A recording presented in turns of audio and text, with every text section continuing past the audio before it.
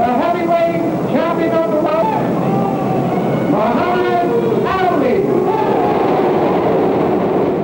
We thought that Liston would go the second time out. For him to even think about doing it again was like, jeez, I mean, you got by once, don't try to do this again. Says a prayer in his corner. Clay takes the lead at the start. Boom, hit it with a 1-2, the first two punches. That was a thing we planned ahead too. To hit him with a couple of good shots early on, make him remember the other fight. I'm basically putting a camera up, and all of a sudden Liston is down.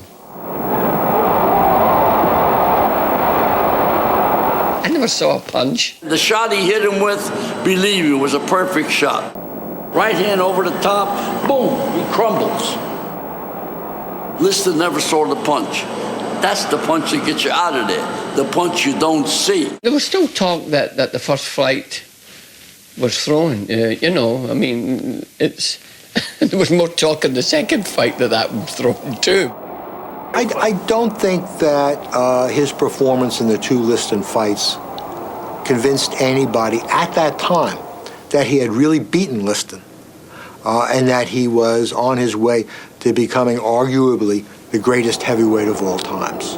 I mean, that would evolve later. By 1966, more than half of all African Americans opposed the war in Vietnam. Blacks were disproportionately dying in Vietnam. I swung over to do a feature story on Ali, who was preparing for a fight. He had this little rented bungalow in Miami, and he is enraged. He had just gotten a call from an Associated Press reporter to get his reaction to the fact that his Louisville draft board had changed his classification to 1A, which meant that theoretically he could be drafted. And he was very angry, and his first reaction was, why me? Why me, the heavyweight champ of the world, and ranking me as 1A without testing me in no way? I just can't understand it, and I'm trying to figure it out. Why is this me? There were all these interviews about how do you feel about this, and do you know where Vietnam is? Sure, I knew where Vietnam is. Well, I barely knew where Vietnam was. Who knew where Vietnam was? So, champ, how do you feel about going over to Vietnam and killing some Viet Cong? I got nothing against them Viet Cong.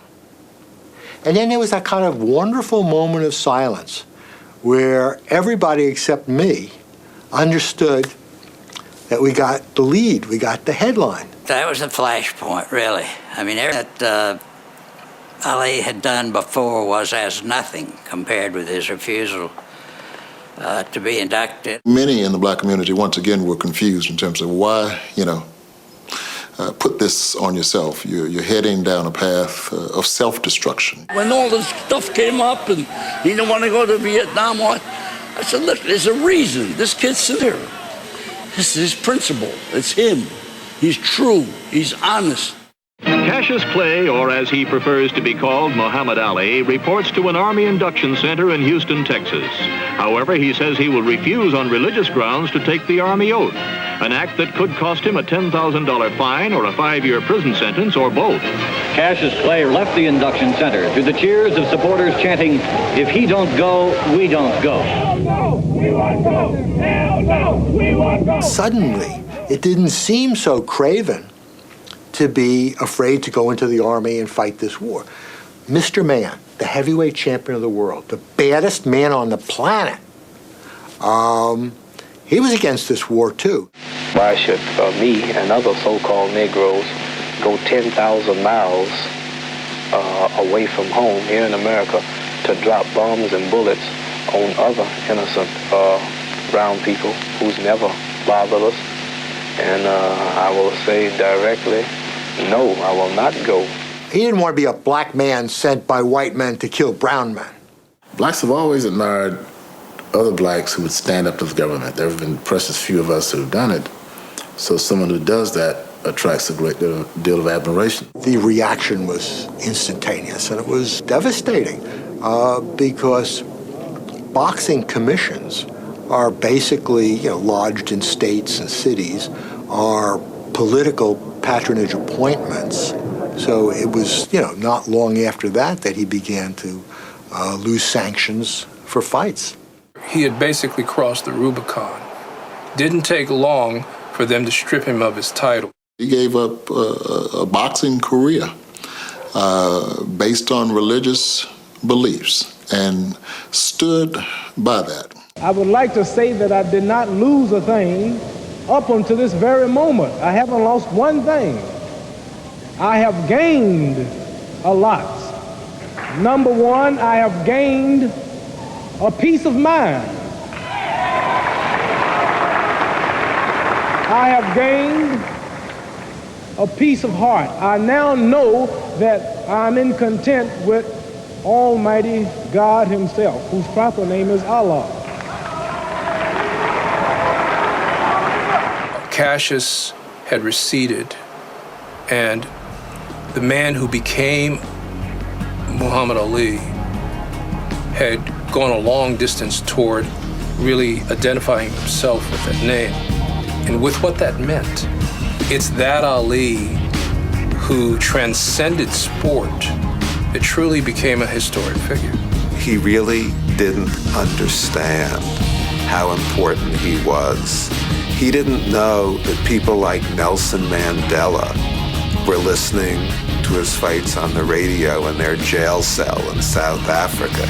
He didn't understand that they were little black kids growing up in the country whose parents had thought it was better to be white than black. But because Muhammad Ali was saying black is beautiful, they were just as happy being black as anybody else was being white. We don't have figures like that come along every day. I told you I was going to come back one day and get you, didn't I? I always told you I was coming back. When he beat George Foreman to reclaim the heavyweight championship of the world was a glorious, glorious time for him, and that's the victory in the ring that meant the most to him. But one of the most exciting, happiest periods of Ali's life was that period in Miami. He was young, he was handsome, he was fast, he couldn't possibly be beat. He was at his greatest, and that's the Ali that a lot of people fell in love with. And it's fun to think that you were a part of something so unusual in the sport. Nobody ever did what Ali did in boxing. Nobody. I think it's wonderful what he created. And you're not only in the boxing world, as he being. People are really turned on what this kid did. And I'm not amazed because I always knew there was such greatness involved with this kid. More than the people could see. He's just a great human being, the most recognizable face in our universe. Let's face it. They're throwing the chair, but I don't think so. All right, Tellison. All right, Cash. Thank you. Thank you. Cassius Clay, the heavyweight champion. Let's get our champion. Next this afternoon, the real story of Clint Eastwood's movie Invictus, how Nelson Mandela united the people and nation of South Africa around the 1995 Rugby World Cup. Stay with history for Playing the Enemy.